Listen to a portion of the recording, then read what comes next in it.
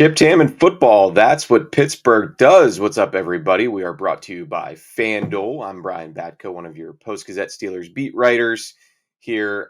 Thanks for joining us again. And as always, the show is brought to you by Pella. There's no better place to get new windows and doors installed in your home than from Pella. They can help you save on energy costs year-round. Schedule a free in-home consultation with your local Pella windows and doors to find the right product for your home and your budget. Give them a call at 866-593-1560 to discuss your project further. That's 866-593-1560 to get started planning on your new windows and doors installation with Pella Windows and Doors of Pittsburgh. We've got Steelers Browns Sunday 1 p.m. Acrisure Stadium, first AFC North game. Joining me to break it down will be Ashley Bastock from Cleveland.com, one of the Browns beat reporters out there. We taped on Wednesday right after their practice from their facility. So thanks to Ashley for joining me. And I'm not going to lie to you guys, on FanDuel right now, the Steelers at minus 12.5 as an alternate spread, plus 215. If Dillon Gabriel is having a tough time in his first true road game in the NFL, kind of don't hate that plus 215. Steelers minus 12.5. I know they don't win by a lot often, but I'm tempted. And I'm going to ask Ashley how she feels about the possibility of the Steelers maybe running away with this one if the rookie third-round pick out of Oregon is a little bit under siege by the Steelers' defensive front in this game. Let's get to Ashley on the other side.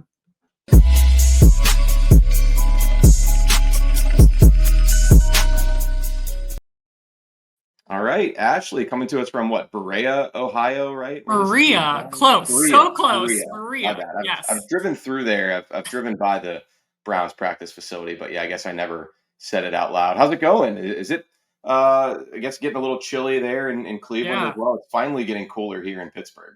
Yeah, probably like the same weather, right? I think the week just got off to a strange start in theory with this Joe Flacco intra-division trade. So wasn't on my bingo card necessarily for them to trade him to a division rival this week. But, the AFC North, as I wrote in the column yesterday, just always unpredictable and with these crazy storylines, it seems like. The Browns are always unpredictable. Yes. As you know better than me. I mean, they always seem to be the ones making the headlines and doing something that sends the NFL world into a bit of a frenzy. What was the gut reaction out there when they turn around and trade Flacco? I mean, I guess it's not so surprising that they were moving on from him, but it was only one game, 1 week from Dillon Gabriel and pulling the plug on Flacco. Were people surprised by that at all? Yeah, I think it was one of those moves that more than anything surprised people to see them trading him to a division rival. Like that to me was the weird part of it. But we found out today the Bengals were the ones who called, who made the offer. And the one thing with GM Andrew Berry here, like if he can turn a guy who isn't going to play, and I think that was their plan with Joe Flacco. His time to start here was done this season. If you can turn a player like that into picks, I think more often than not, they're going to do it because it makes sense for them analytically. Now, I think the interesting part of this is this division is obviously so weird this year. I know Steelers fans are sitting pretty right now, but the Bengals being 2-3, lost their last three, the Ravens and the Browns at 1-4, so much just seems so wide open still. So even if you're looking at the Browns and think they're not going to go anywhere, to me, it's still weird to help another team in the division, hypothetically, and give them a quarterback when they need one. So that, to me, was the weird part of it. I think guys today handled it how they always do. Everyone kind of gives the standard answer of, it's part of the business. We know this is kind of what it's for. But yeah, for me, and I think the fan reaction, it was to the Bengals. That's kind of been the universal thought. Yeah, absolutely. I mean, do you think it was more so about just an eye on the future? Because I assume you guys in Cleveland are also paying as much attention to the 2026 quarterback draft class as those of us in Pittsburgh are. So you think it was more of an eye on the future, stockpiling those picks rather than, wow, we were so blown away by Dillon Gabriel, full speed ahead with the rookies under center.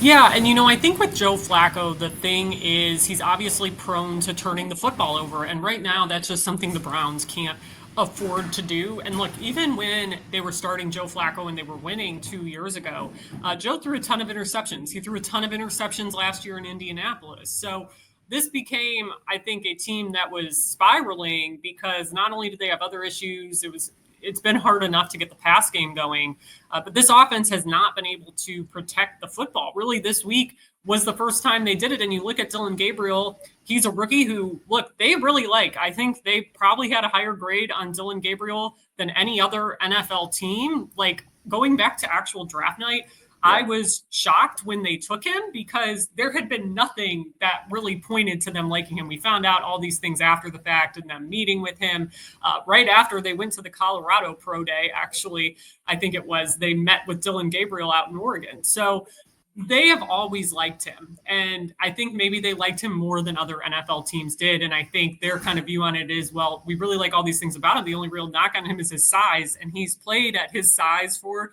his whole life. So I think they are still very much excited about Dillon Gabriel. But now with these 2 first-round picks, it is that sort of, you got to keep your eye on the prize in terms of what are we going to do with those next year? Are we going to need to use them on a quarterback?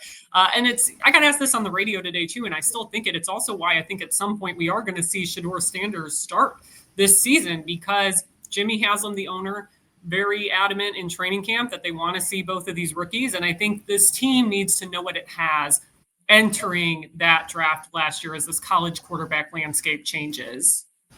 Well, that is just tough to ask the competitors in a 53-man NFL locker room to sort of use this season as a proving ground for a couple guys, albeit at the most important position. But I mean, this is almost like September 40-man rosters in baseball type of moves here when I hear you talk about it, Ashley. But I guess we'll see how things go with Gabriel. You know, Joe Flacco did not throw any picks last year when he faced the Steelers when he got into the game for the Colts. So and he picked them apart. Indy won that game. Yeah.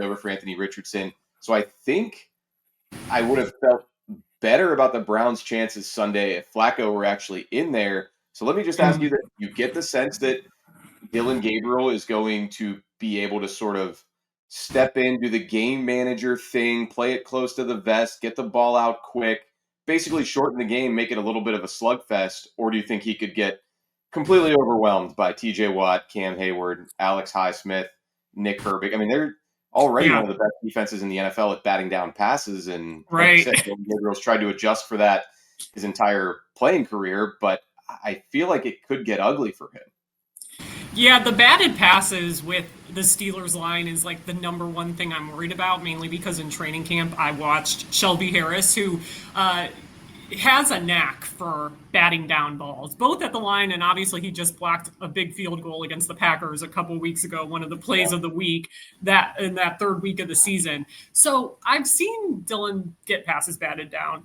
I think that's when you worry. But the thing with Dillon, like I think why I'm not like panicked necessarily is because his superpowers is processing. I mean, I know Mike Tomlin even said that yesterday, it sounded like, or the other day.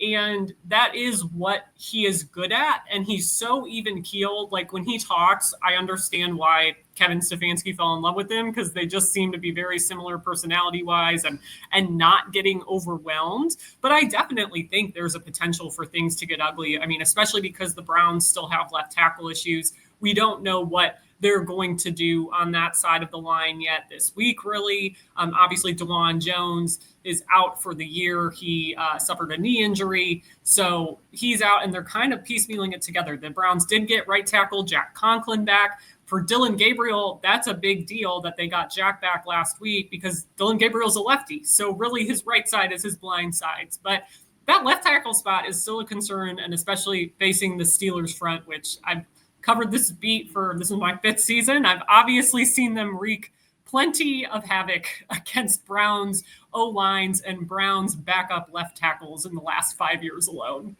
Yeah, and DeJuan Jones, for some of his inconsistencies, he actually had some decent matchups with TJ Watt over the years. He really did. Yeah, some of his, like, I remember that rookie game, the Monday Night Football game in week 2. He played so well in that game, and he got kind of thrown into the fire. So I definitely think he's a big loss for the Browns in this matchup. And just to be clear, if something happens to Dillon Gabriel, Shedeur Sanders is the next man up, right? We could potentially see him make his Potentially. debut in Pittsburgh if things go wrong or whatever. So that's one of our real storylines this week today here on Wednesday. Kevin Stefanski was staying mum about their backup quarterback plans. He said he would wait to figure that out later in the week. We just got in from practice a little bit ago. They were two-spotting the drills. So Dillon Gabriel was working with the starters, and then Shedeur Sanders and Bailey Zappi, who is on the Browns practice squad currently right now, were doing drills together. So, like, in theory, yes, it is possible we could see Shedeur Sanders, but it's also possible we could see Bailey Zappi. So we're going to have to wait and see. Again, I'm not sure how much of this is just gamesmanship at this point, and the Browns not wanting to show their cards on that position either. But we don't have a for sure answer on that yet, funnily enough. Well, Bailey Zappi beat the Steelers a couple years ago too, and he was with the Patriots. So they have lost some mystifying games to current and former Browns quarterbacks. We'll see how Dillon Gabriel does as a future Browns quarterback against them on Sunday. We've got some other angles to dive into in this matchup with Ashley right after this. First, if you were diagnosed with mesothelioma or lung cancer, call your local attorneys at Goldberg, Persky, and White. For more than 40 years, their firm has represented thousands of lung cancer and mesothelioma victims. Call 1-800-COMPLEX or visit gpwlaw.com for a free consultation. We'll be right back with Ashley Bastock from Cleveland.com.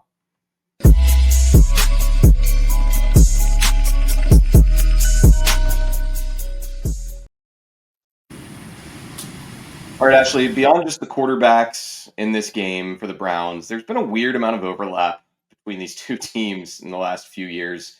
I mean, Kenny Pickett, we hardly knew ye in a Browns jersey, but, Devin Bush over there in Cleveland, Juan Thornhill over here with the Steelers. Do you get any sense of bad blood from those two guys? I don't know that either one really loves the previous team that they came from, and they'll both have an opportunity to make some splash plays in this game. What can you say about some of the I guess intermingling parts of the Steelers and Browns franchises recently? Yeah, I'm curious. Devin's one of those guys I'd be curious to try to catch in the locker room this week. Didn't see him in there today when they had the open locker room period. The Juan Thornhill thing I'm kind of fascinated by because just, again, knowing the Browns, you've seen this happen before where guys come to Cleveland, they don't do well, and come back and have a sort of like revenge game against the Browns. Actually, Juan Thornhill's predecessor, John Johnson III, that happened in 2023. He went back to the Rams, had a big interception in that game, and he I think never had an interception in Cleveland, or maybe only one. Obviously, they struggled with him. They went out and got one, and then it was kind of more of the same. So that's one of the things I'm going to watch. Is it going to be a Juan Thornhill revenge game? Devin Bush, though, has played fairly well here the last 2 years. He has helped fill out that linebacker room that really has gone through a lot of transition. I mean, losing Jeremiah Owusu-Koramoah with that neck injury last year and then him not being ready to play at all this year was huge. But for Steelers fans, be on the lookout for Carson Schwessinger, the rookie, the number 33 overall pick. That's really the guy running the show in there. But Devin Bush has made some almost plays. I mean, I think for me, unfortunately, the biggest highlight for him this season was kind of a low light when he had a potential interception against the Ravens slip through his fingers. So those are the kind of plays they need him to make, and I think that's the next step for him here. And the next thing you know, the Ravens kind of put it to the Browns for their only win of the season. Yes. The AFC North, just like everyone predicted, right? Just like everyone predicted, the 1-4 Baltimore Ravens. Yeah, I mean, like you said at the top, the AFC North is strange this year. But, one thing that you can always seem to hang your hat on is Steelers and Browns playing close, chippy, rivalry-like games. And for as much success as one organization has had in the long haul versus the other, I mean, they've kind of played to a draw, really, in the last 6 or 7 years since I've been on the beat. And a big part of that, too, it seems like when the Browns get going in this series is Myles Garrett just wrecking the game. And, for the last 4 years, he's faced fellow Texas A&M Aggie Dan Moore at left tackle for the Steelers. He's gone. Broderick Jones steps into that role now. How's Myles been playing this season? And do you get the sense that even though they don't actually lock helmets against one another, that he always kind of gets up for this matchup when TJ Watt is on the other sideline, and one of those two guys is on the field at all times. I do think he always gets up for this matchup with TJ Watt in particular, but really I think that it's that way anytime there is another premier edge rusher on the other side. And I always kind of preface my questions to Myles in these games. Like, I know it's not you versus TJ or you versus Trey Hendrickson in week 1 when they played the Bengals, but like, he will admit there's some extra juice there for him. And he did the same thing when he had to play Micah Parsons and the Packers. Like, he wants to lead the field and be known as the best defensive player in that football game. Now, the first 4 weeks of the season, we were like questioning, is this the best Myles Garrett has ever played so far? He was fairly quiet last week against the Vikings. Unfortunate, I think, that the Browns D-line couldn't take advantage of a decimated O-line. Myles didn't actually have any sacks in that game, but he's been, I think, performing as good as ever after his, what was then a record-breaking extension after requesting to be traded in the offseason. So we'll hear from him on Friday here in Berea, and I'm sure there will be plenty of content coming out about TJ Watt from that press conference, because it always is a hot topic with Myles during Steelers week. Yeah, TJ talks on Fridays as well, so it's kind of the old, Hannibal Lecter, we're not so different, you and I situation there, I guess, with those two. But yeah, I mean, he usually does not want to get into any sort of the comparisons, and it inevitably comes up in this game, and then at the end of the season when those two are usually jockeying for defensive player of the year honors. But I'm sure it is one of those games where they're going to kind of be keeping an eye on what the other guy's doing. And, you want to compete and you want to prove it to yourself. TJ one-upped him with the contract that you alluded to. So he did become the highest paid defensive player or non-quarterback, at least for a little, until Micah Parsons blew them both out of the water. But other than Myles Garrett, go ahead, Ashley. I was just going to say, like, along those lines with Myles, like, why I think he's playing so well, and I think this is maybe where you were headed, is he finally has gotten some interior help here. That's been key. Like Mason Graham and Malik Collins. Obviously, Malik Collins a vet. Mason Graham, the number 5 overall pick. Both new, though, to Cleveland this year. And I think for me, that's been key in watching Myles get some sacks early, because the Browns are actually bringing interior pressure. And that D tackle position for them had been such a struggle, but I think it's kind of freed Myles up in some of these early matchups a little bit. The last thing I'll ask you is, Deshaun Watson still kind of looming over this season? Because I feel like I see people here and there mention, he's doing better in his recovery, and they traded Joe Flacco. Maybe that does open a spot for him later down the line. I mean, if Jimmy Haslam wants to see both of the rookies, does it also stand to reason that he might want to see Deshaun Watson after this Achilles tear? And maybe if there's anything left there, or do you feel like that ship has sailed? You're closer to it than most of the people who are probably speculating on his availability at some point by the end of this year. Yeah, I mean, I do not think the ship has sailed from a never say never standpoint, right? And actually, Deshaun Watson is the reason I really always say never with this team, because Deshaun Watson was not coming here. The Browns were like the only team that he had ruled out before this trade happened. And then all of a sudden, 2 days later, the Browns are trading for Deshaun Watson, right? So I think it would not shock me at all to see him this year. His practice window is eligible to be open. It sounds like he is not ready yet. They haven't opened it this week. They didn't open it last week when it first became eligible to be open. But I think it says a lot that they didn't shut him down for the entire year. Now, in terms of the Joe Flacco trade, I've said this before too, over the last 48 hours. I don't think because they traded Joe Flacco, that means Deshaun Watson is closer to getting ready. I think this is more of a correlation versus causation thing. And I don't think Deshaun Watson is the cause of that trade. I think they just saw they could get a pick and they were like, you know what? Sure, why not? We got Bailey Zappi here if we need him, at least for the time being. But I keep saying, joking, kind of the most ultimate Browns storyline to happen out of all of this would be Deshaun Watson starting games late in the year and looking good, right? And then it becomes, well, what do we do? Because Deshaun really hasn't looked good here outside of that 2023 win in Baltimore. That was by far his best game. And then that's when he was shut down for the year after that game with his shoulder injury. So it's just been so injury riddled in his time here. But I truly think the Browns, the quarterback, you can never say never. As long as a guy is around in the building, and he's very much around. He's not hidden away. He's on the sidelines at all these games. He's very much been mentoring Dillon Gabriel. Each post game I've gone into the locker room and seen him kind of powwowing with Dillon Gabriel, and those two talking through some things. So he's very much around. So I would just say don't be shocked if he is starting, because you can never say never with this football team. Maybe in their rematch with the Steelers. Maybe. We'll be out there. So, Who yeah, knows? absolutely. My wife went to college at Gannon and Erie, so we have a lot of Browns friends, and I just remember one year talking to somebody at a wedding, and they're like, I just want Baker Mayfield to prove that he's the guy. I don't even care if we have a winning season or make the playoffs. That was a long time ago, and a lot has transpired since then. What is it like to cover this team in one word? Crazy. That's all I come back to. Crazy. Unexpected.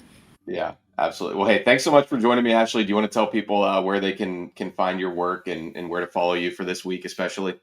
Sure. Follow me at Ashley Bastock 42. I'm on Twitter. I'm on Blue Sky, Threads, all the things. You can check out any Browns coverage if you're curious about any storylines over at cleveland.com/Browns. And if you're interested in hearing some Browns news from behind enemy lines, check out the Orange and Brown Talk podcast wherever you listen to your podcasts. All right, there you go. Thanks so much for Ashley Bastock from cleveland.com. I'm Brian Batko. Appreciate everybody finding us again on Chip Hammond Football on the Post-Gazette Sports YouTube channel. We'll talk to you again soon.